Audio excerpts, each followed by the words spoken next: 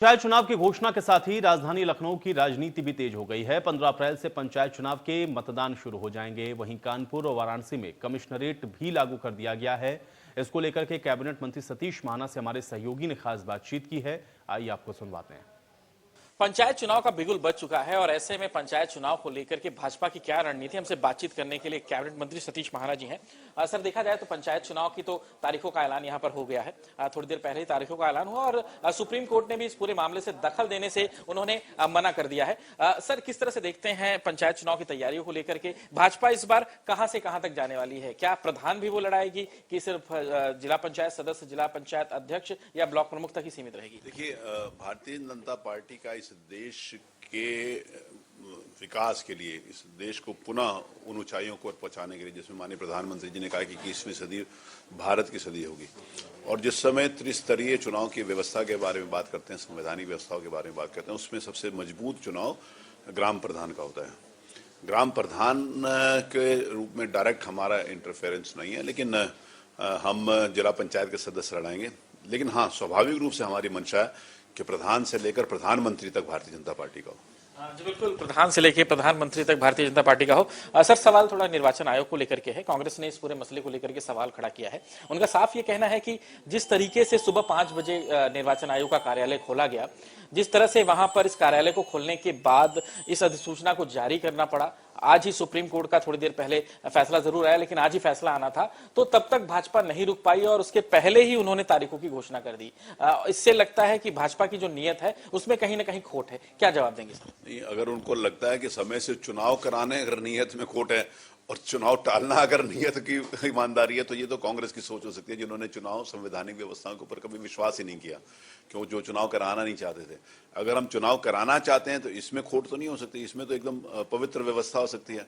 दूसरी बात, honourable supreme court जो संवैधानिक व्यवस्था की सर्वोच्च संस्था है, तो उसमें किसी भी प्रकार का प्रभाव कि हमने सुबह 5 बजे खोल के घोषणा कर दी या रात को 11 बजे खोल के घोषणा कर दी, इस बात को ऑनरेबल सुप्रीम कोर्ट के ऊपर कोई प्रभाव नहीं पड़ता। और ऑनरेबल सुप्रीम कोर्ट ने ही जो निर्णय दिया है उसके अनुरूप ही, उनकी मंशा के अनुरूप ही उत्तर प्रदेश में प्रधानों के चुनाव और जिला पंचायत के चुनाव घोषणा हुई है। समय से चुनाव हो, ये सरकार की प्राथमिकता है। चुनाव निर्वाचन आयोग के द्वारा आचार संहिता जारी कर दी गई है और उस आचार संहिता के अनुरूप ही चुनाव होंगे। चुनाव आयोग जिस प्रकार की अपेक्षा करेगा प्रदेश सरकार से, सुरक्षा की व्यवस्था, लॉ एंड ऑर्डर की व्यवस्था, प्रदेश सरकार पूरी तरीके से उसमें सहयोग करेगी और निष्पक्ष रूप से बिना हिंसा के चुनाव हो, आपसी सौहार्द और अच्छे वातावरण में चुनाव हो, ये प्रदेश सरकार की प्राथमिकता है। जी बिल्कुल सर, मेरा एक आखिरी सवाल है कल के कैबिनेट फैसले को लेकर के।